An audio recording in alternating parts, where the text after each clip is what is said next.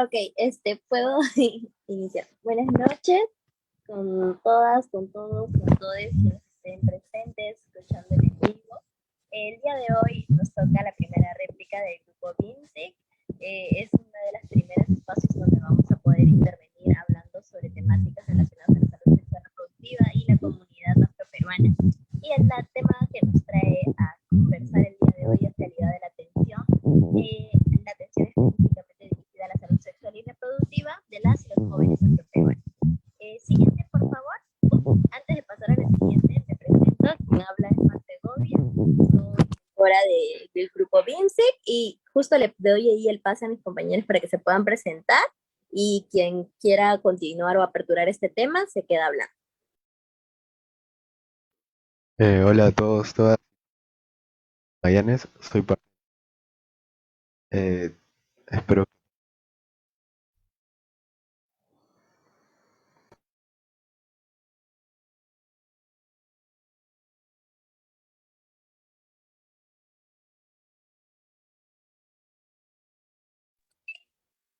Este,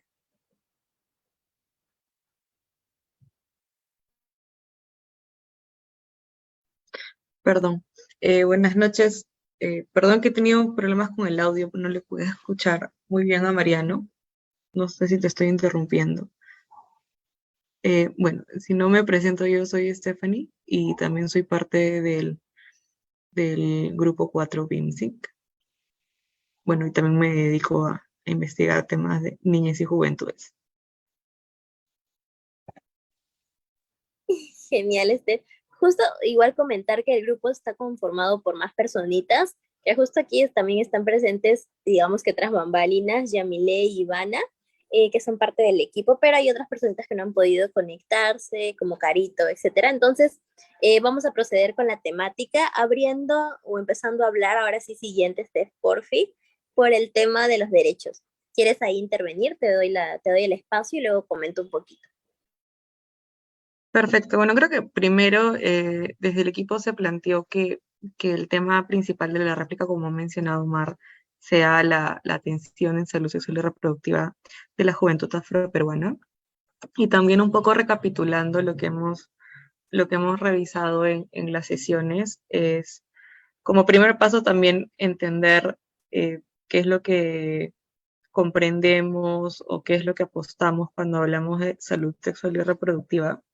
Y algo bueno, que a mí también personalmente me quedó marcado fueron instrumentos de derecho internacional, ¿no?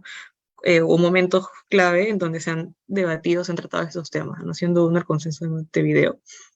Y ahí se refieren de manera distinta a los derechos y considero que son 5 puntos claves los que se presentan en la diapositiva, ¿no? El ejercicio de la propia sexualidad, ¿no? El que ésta se pueda desarrollar sin vulneración de derechos, es decir, sin discriminación y sin violencia.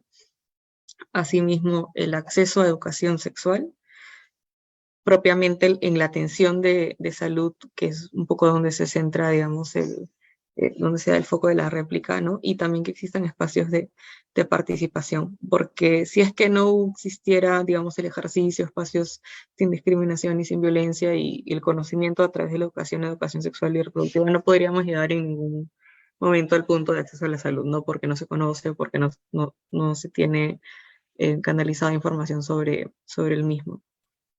No sé si alguien quiere comentar un poquito más sobre este punto o podemos pasar a la siguiente diapo.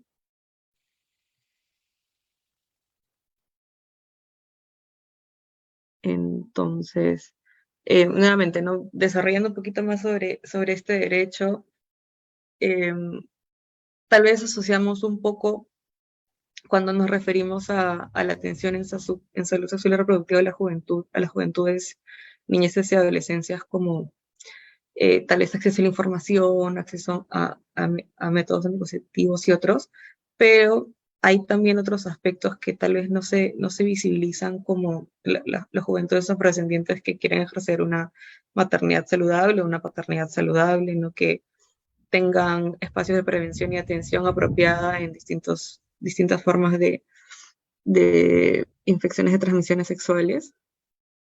el uso Claro, también el uso de anticonceptivos. Perdón, Mariano, ¿quieres complementar también ahí? Yo estoy sí, hablando mucho. iba a Dale, hablar dale, un poco de los derechos sexual y reproductivo. Bueno, hay bastantes derechos, el derecho a una maternidad saludable y segura, el derecho a la sexualidad de riesgo de contraer ITS, tenemos regular que incluye el derecho establecidas en la ley de educación sobre salud sexual y reproductivos y salud sexual y reproductiva eh, eh, y mucho más porque domina la población afroperuana sexual como debería. En las escuelas, bueno, también se les niega a veces la educación, ¿no? De salud sexual, que es un poco de lo que puedo. Gracias, Mariano. Justo ahí quería agregar un poquito. A mí me gusta mucho cuando trabajo derechos sexuales y reproductivos, verlo como conjuntos, como cuando veíamos las clases en mate y veíamos el conjunto universal y el otro que estaba incluido dentro de otro, etcétera, entendiendo la analogía en la cual los derechos humanos, los que tenemos todas estas garantías que nos permiten acceder a una vida digna, etcétera, los tenemos desde el momento del nacimiento. Entonces, todo esto vendría a ser el conjunto universal. Mientras que los derechos sexuales y reproductivos vienen a ser digamos que un grupo más específico, asociado a la vivencia de la sexualidad, que ahí también se me hace súper importante comentar que la sexualidad no es solamente, a veces cuando hablamos de sexualidad, etcétera, lo abocamos mucho al lado o simplemente reproductivo, ¿no? De tener hijos o no tener hijos, métodos anticonceptivos, etcétera. Pero la vivencia de la sexualidad va más allá, con tus comportamientos, la forma en la que te relacionas, etcétera. Por eso es que, digamos que el siguiente conjunto sería derechos sexuales y reproductivos, que es un poco más amplio. Por ejemplo, ahí podríamos encontrar dentro de estos derechos acá el poder hablar libremente o vivir libremente nuestra vida sexual, ya sea en orientación, en identidad, sin tener que nos esté el tema de que nos estén controlando o accediendo a la prevención de ITS, etcétera. Y ya dentro de ese conjunto grande podemos encontrar este subconjunto que son los derechos reproductivos, que como les comentaba antes, se abocan específicamente al ámbito de la reproducción, ¿no? Y ahí encontramos estos derechos que están colocando en la PPT, que era el tema de decidir cuántos hijos vamos a tener, el tema de la fecundidad, el acceder a estos métodos anticonceptivos, etcétera, etcétera. Y sí, eso me parece bastante importante también señalar, que es reconocer cómo hemos ido accediendo a estos derechos. Ustedes saben que, por ejemplo, así como las mujeres han accedido mucho después en comparación a los varones a ciertos derechos, esto también dentro de las mujeres en general vamos a encontrar que no todas las mujeres accedieron al mismo momento a esos derechos. También había una diferencia en cuanto, por ejemplo, a mujeres de clase media, blancas, etcétera, en comparación a mujeres afro.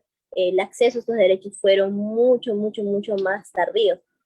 Y lo que sí se me hace bastante relevante es este tema que viene a traernos a conversar hoy, ¿no? Que casi siempre, sobre todo a las personas afrodescendientes, por este hecho de este estereotipo, de que se nos sexualiza, se nos objetiviza sobre todo, etcétera, viene a darse esta situación en la cual no se nos reconoce ciertas necesidades o ciertos derechos en la atención en cuanto a la salud sexual y reproductiva.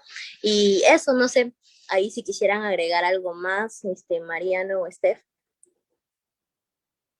Sí, totalmente de acuerdo. Creo que también no lo hemos conversado como a profundidad, pero sí es importante mencionar que lo que señalas, ¿no? En el ejercicio de la sexualidad puntualmente y en el ejercicio de la salud sexual y también los derechos reproductivos, tratando de separarlos un poco, se, hay una interdependencia muy profunda de derechos, ¿no? Me pongo a pensar en las diversidades, ¿no?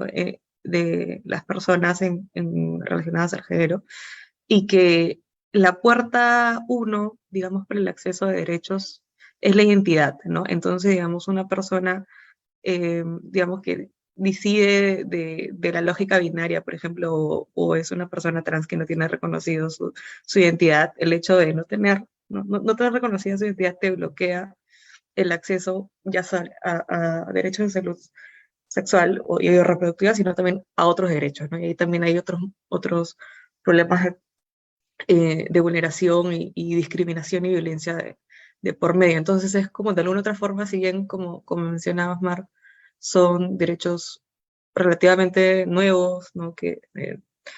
Modernos, por decirlo así, comparados con los derechos civiles y políticos, el voto y tal, eh, atraviesan de alguna otra manera, de alguna otra manera todos los demás, ¿no? Y como tú señalabas, hay muchas preocupaciones que no solo son de los miembros del equipo, sino también de entidades que protegen derechos humanos, ¿no? Como el Comité de Derechos del Niño, el Comité CEDAW, que enfatizan la particular situación de vulnerabilidad que se encuentran las mujeres, las jóvenes, las niñas, que se encuentran no solo empobrecidas, sino que tal vez también viven en zonas rurales, pero eh, focalizando también la preocupación por la población afrodescendiente y bueno, ya que estaba haciéndome referencia a Perú, ¿no? También afroperuana, afrocaribeña, nos estamos refiriendo a las juventudes afro a nivel del territorio de la Vía Yala, ¿no? Algunas cifras que teníamos, que son muy pocas, las identificadas, y eso que también nos dan cuenta de las preocupaciones que mencionabas. Creo que mencionaste brevemente la hipersexualización en la atención. Hay varias que podríamos mencionar. Ahí le doy el pase a Mariano para que también pueda dar su punto de vista. Bueno, sí, creo que una de las cosas que más pasa en la comunidad es la actualización que cuerpos, ¿no? Y cuando somos grandes, cuando somos chiquitos, cuando somos niños, ¿no? Esos estereotipos también, bien que como que nos fueron ciertos estereotipos, ah, y vamos a poner así normal para, para poder, lo cual de chiquitos es lo que perpetúa los niños, ¿no? Cuando estamos pequeños hay diferentes cosas en las que no, o sea, se siente el chocolatito y cosas así, son cosas que crecen y que vas ver tanto de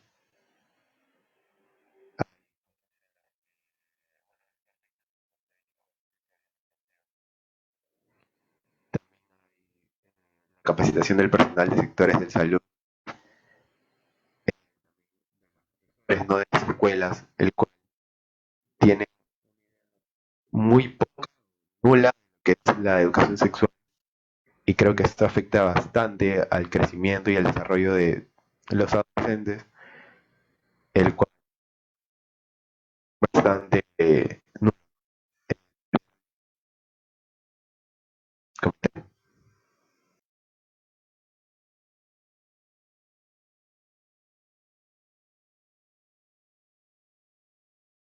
Sí, yo te escuché un poquito entrecortado, Mariano, pero rescato una de las primeras cosas que nos señalaste, que era el espacio de la escuela como un potencial espacio que puede, digamos, dinamizar situaciones de discriminación y violencia, pero que también sería como un lugar oportuno para la prevención de la violencia y para la sensibilización de las niñas, niños, niñas adolescentes en salud sexual, ¿no? Que tal vez no es solo que se puedan enunciar temas relacionados a la prevención de ITS, a la atención, a la prevención del el embarazo en niñas y adolescentes, sino también como los problemas las violencias como la hipersexualización y los estereotipos hacia las poblaciones racializadas y específicamente a las poblaciones afro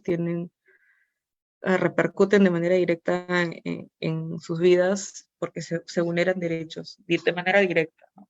Y tal vez no se asocia mucho la educación sexual integral con una apuesta antirracista, digamos, desde la currícula, porque tal vez no se identifica que tienen que ver, pero creo que en estos espacios en donde hablamos de ejemplos después de las sesiones, nos ha dado chance para escuchar también experiencias de las compañeras en sus escuelas, ¿no? En sus trabajos, eh, han dado cuenta, digamos, perdón, que estoy con mi perrito, de la importancia de dirigirlos, ¿no? De denunciarlos y para así poder como plantearlo en la agenda y ver qué soluciones podemos diseñar, ¿no? Sí, justo ahí quería yo comentar también un poquito de agarrando también las preocupaciones o estas barreras que podríamos también llamarlo para la atención de nuestra salud sexual y reproductiva. Y me quedo con tres de estas que son, y basándolas un poquito a mi experiencia. Por un lado, el tema de la necesidad de un lenguaje amigable se me hace súper importante. Y esto lo vi sobre todo cuando empecé ya a brindar consejería y todo esto, cuando empecé a trabajar en estos temas en salud sexual y reproductiva. Me encontraba en que en muchas ocasiones las médicas, los médicos, médicas tienden a usar un lenguaje muy técnico para explicarte lo que te está pasando, lo que te está sucediendo, o incluso, y no solo un lenguaje muy técnico, sino que te dan una explicación muy escueta, también muy vacía, muy de no querer, e incluso a veces se enojan, se incomodan si quieres preguntar más, quieres de repente conocer un poquito más a qué se refieren, qué estás pasando, qué tratamiento tienes que realizarte. Y eso es súper negativo, porque si no conoces qué te está pasando, a qué te vas a enfrentar, o por qué proceso vas a atravesar, obviamente primero que no te ayuda a prevenir, porque no eres consciente de, y como no eres consciente no previenes a futuro. Y lo otro es que peor, tienes más miedo y más rechazo a prácticas o diferentes exámenes que pueden ser al final de repente muy beneficiosos para tu salud. Entonces creo que esto es importante y es algo que descubrí, que la persona que esté, que esto ya va de la mano también con que sea capacitada en atención a población joven, ¿no? Esto de la atención a población joven es, como justo acá lo comentaba, asistencia de salud de consejería para adolescentes. Esta adaptación, esta capacitación al personal de salud no solamente es para que sean como, que usen un lenguaje más moderno, ¿no? Y lleguen a la juventud, no solamente para eso, sino también para que la información que se le brinde sea completa y que se pueda entender, que es lo más importante. Y la otra que también me parece bastante relevante es el tema de los estereotipos. He pasado muchas situaciones, aparte también he escuchado de compañeras que primero que cuando asistes, suponen o presuponen que vienes por una ITS porque ella la que vive su vida sexual a lo loco, etcétera. Mientras que a otras personas no necesariamente les pasa lo mismo. Y eso que no estoy hablando desde el lado de la comunidad LGBTQ, que es peor, ¿no? Entonces hay que tomar en cuenta esas situaciones, que las personas que están atendiendo se dejen llevar por los estereotipos de, por ejemplo, qué tipo de prácticas sexuales llevas, cómo es tu vida sexual o no, porque ese es un punto importante a las personas afrodescendientes. Se les asume una sexualidad muy activa previa a siquiera preguntarle, hablar con esta persona, y puede que sea incluso sexual y no lo sabes, ¿no? No por ser afrodescendiente quiere decir que ya vivió de todo, pasó de todo, y no es así. Entonces eso me parece bastante importante, este punto de los estereotipos. No sé si alguien más quiere comentar uno de los que está quedando.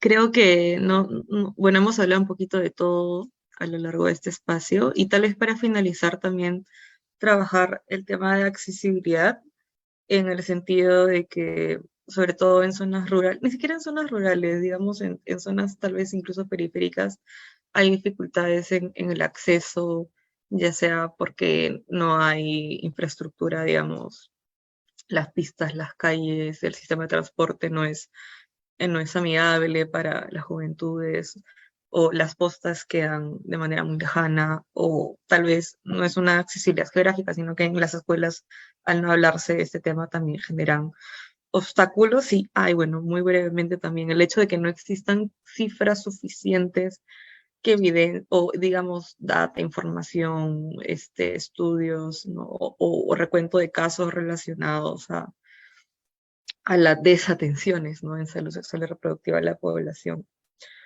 afrodescendiente también es un vacío, porque si no se cuenta con información también es difícil poder plantear soluciones. Eso fue como de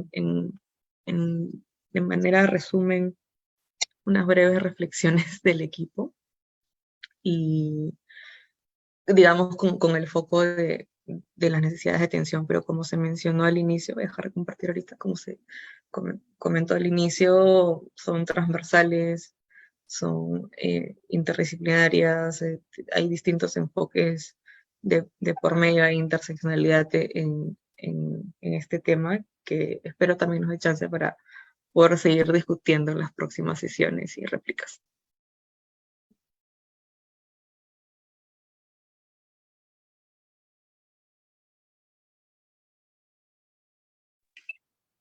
Aquí, no sé, me perdí un poquito porque no escuché la última parte. Y hemos llegado a comentar un poquito de todo, digamos, en la conversación. Ah, ya, ok. Ahí yo quería comentar mi experiencia, mi queja, mi denuncia. Bueno, igual cuando lo pasé tampoco era tan consciente de ello, es importante y por ende también son importantes estos espacios para aprender, conocer, informarnos un poco más, sobre todo sobre nuestros derechos, que es lo más importante. Y a mí me gusta mucho comentar mi experiencia cuando recibí mi diagnóstico de BPH.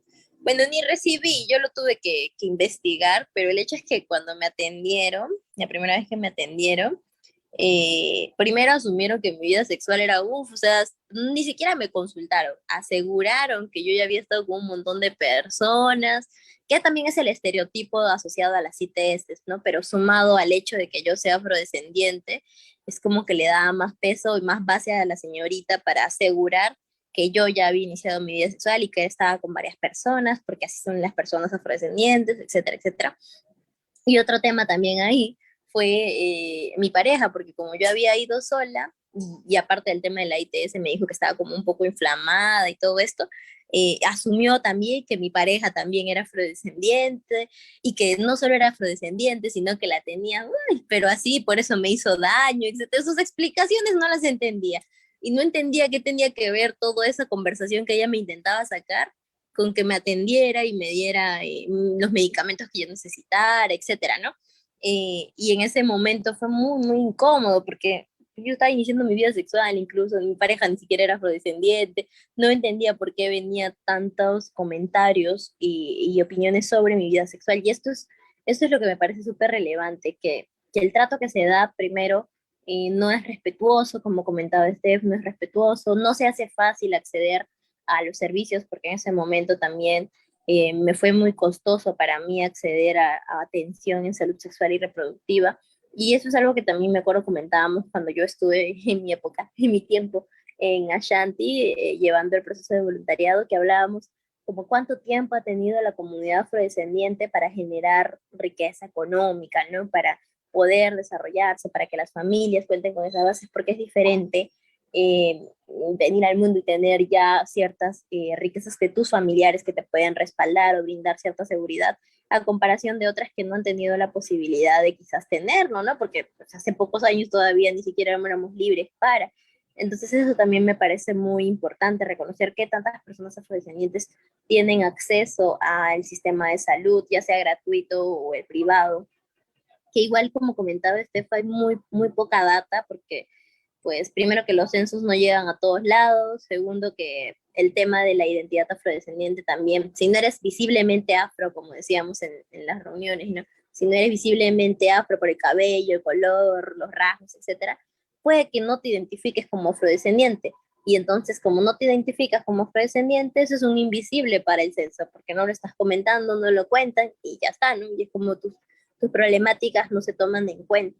Y eso también me parece bastante importante. Ya cuando ya he crecido, porque eso fue cuando era chibole, ya cuando he crecido un poco más, soy más adulte, mi necesidad frente a la salud sexual y reproductiva ha sido respecto a la atención, digamos que especializada para o con un trato sensibilizado para personas que son parte de la comunidad LGBT, porque aparte de ser afrodescendiente, también soy una persona bisexual y que no se sepa cómo manejar estas cosas, no se sepa cómo manejar estas variables, o que se asuma que soy bisexual porque soy afrodescendiente, como que asocian las cosas y quieren encontrarle sentido. Eso también es otro punto que se tiene que ir trabajando poco a poco, que es parte de los estereotipos y todo esto, pero poco a poco se viene trabajando y me parece bastante importante comentar las experiencias porque te hace sentir la problemática más cercana, más real y reconocer que sí hay personas que lo están pasando mal, ¿no? O pasando por que no deberían. Y eso también se me hace bastante relevante de señalar. No sé si alguien quiere comentar alguna experiencia que le pasó, le dijeron o huyeron por ahí.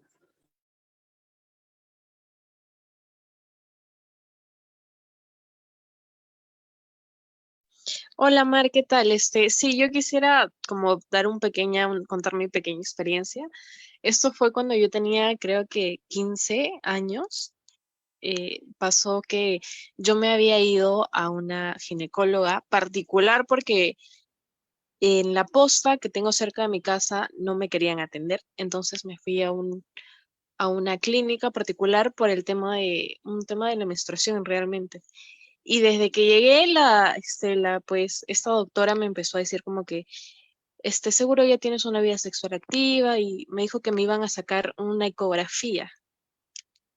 Y cuando voy y me saco la ecografía, me empieza a decir como que, ¿estás segura de que no tienes nada que ocultar? ¿Estás segura que no has hecho nada? Y o sea, como que haciéndome quedar como si yo estuviera ocultando algo, como que sí o sí le tenía que decir como, sí, tengo una vida sexual activa y por eso tengo un atraso y, o sea, estaba así como que, estás segura que no tienes nada que ocultar, no tienes miedo de que vaya a salir algo? Y yo como que no, nada que ver.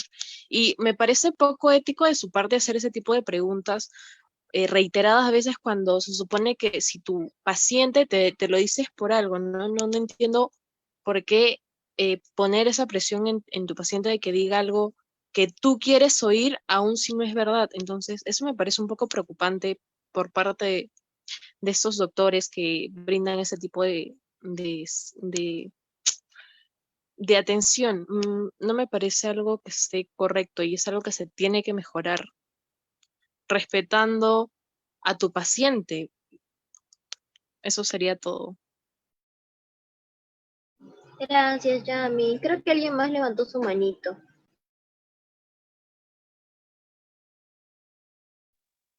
Hola, ¿qué tal? Fui yo, soy Carito. Discúlpame, bien que no estaba pudiendo participar en las fechas anteriores.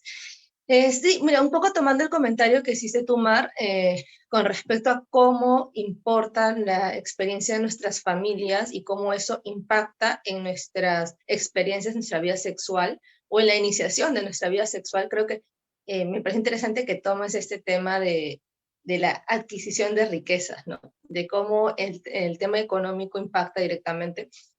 Porque, por ejemplo, en el caso de mi familia, de parte específicamente, parte de mi padre, viene de un sector muy empobrecido, ¿no? Y entonces la sexualidad, primero que es un tema tabú, es un tema que no se hablaba, y aparte, ¿cómo podía hablarse si venían de un sector con recursos económicos tan limitados?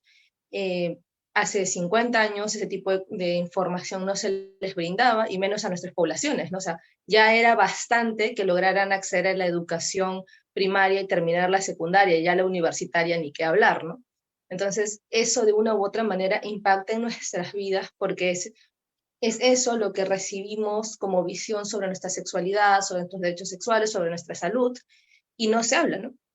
Entonces, pues en mi caso yo tuve que esperar casi hasta los 18 para realmente ir a un ginecólogo, para ver esos temas, ¿no? Para entender más o menos cómo funcionaba mi cuerpo, sumado a que no tengo una condición de salud bastante particular, ¿no? Y entonces los medicamentos o los métodos anticonceptivos no eran los habituales, no funcionaban conmigo las pastillas anticonceptivas porque tengo epilepsia, por ejemplo, y eso es algo interesante.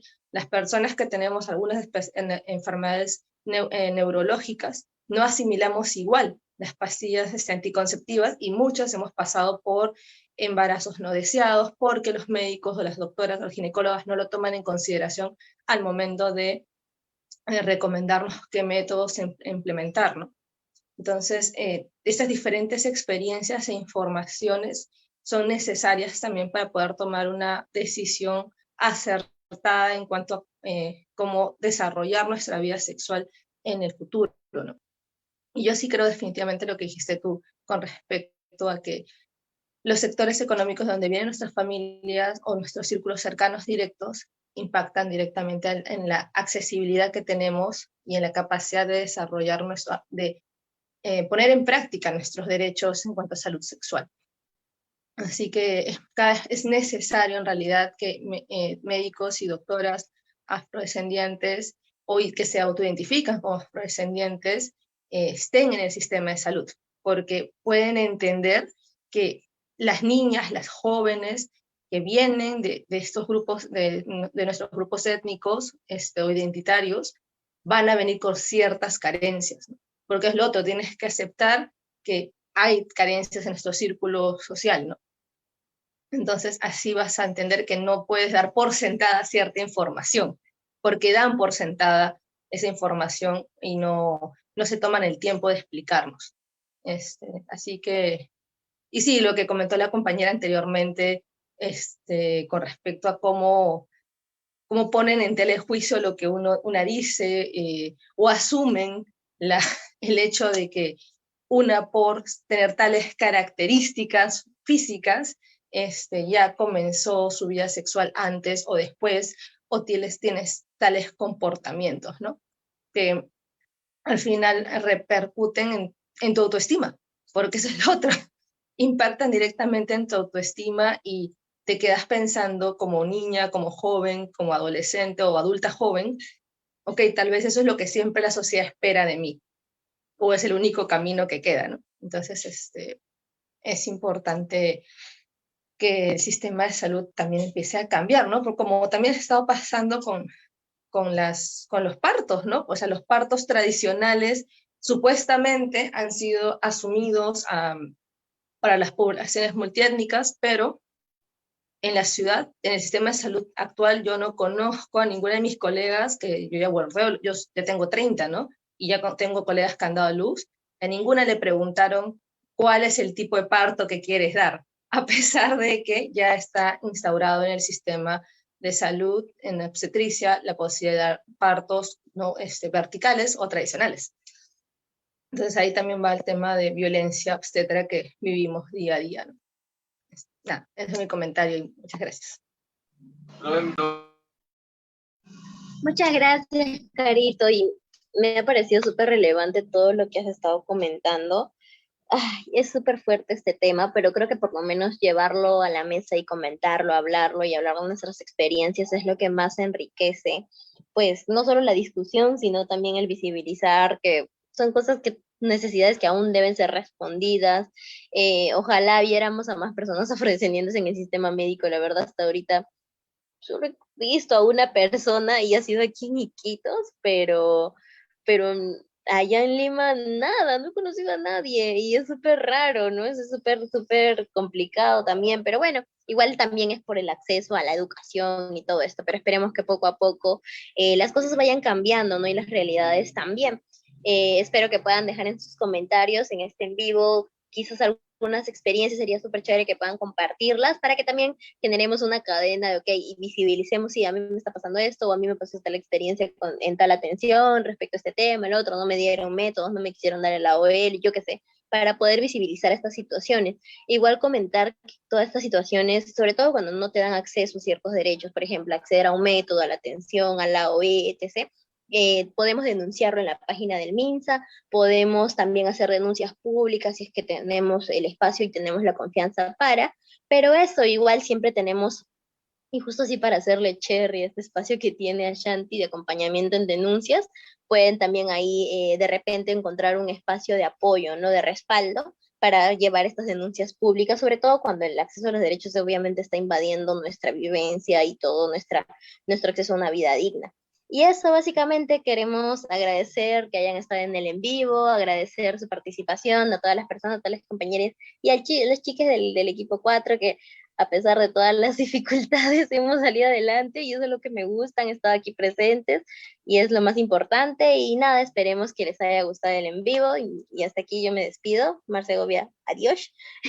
Y no sé si estará Mario por ahí, si estará creo que se salió de ahorita se le cortó su red, pero nada, muchas gracias, no sé Mario, ¿quieres decir algún mensaje final? Bueno, nada, solo seguir compartiendo, ¿no? Y también educándonos un poco en estos en vivos que está haciendo Shanti. Y gracias por la atención también. Chévere, Caro, ¿tú quieres dar un mensaje final y cerramos?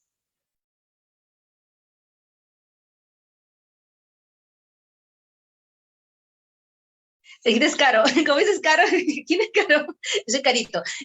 Nada, más bien muchas gracias a Chanti por el espacio, porque de hecho es importante que se visibilicen nuestras experiencias, como ha dicho May, cada una de nuestras compañeras, y que podamos conversar esto, ¿no? Que es muy importante, porque cuando escuchamos nuestras voces, ya no se convierten en rumores, sino son experiencias con rostro, con voz, y que podemos compartirlas y que se puede hablar y dialogar de ese tema. Así que nada, muchas gracias y por la chamba sobre todo. Gracias, nos despedimos, Tribu Vince, que está aquí, llegamos. Gracias a Shanti por el espacio también.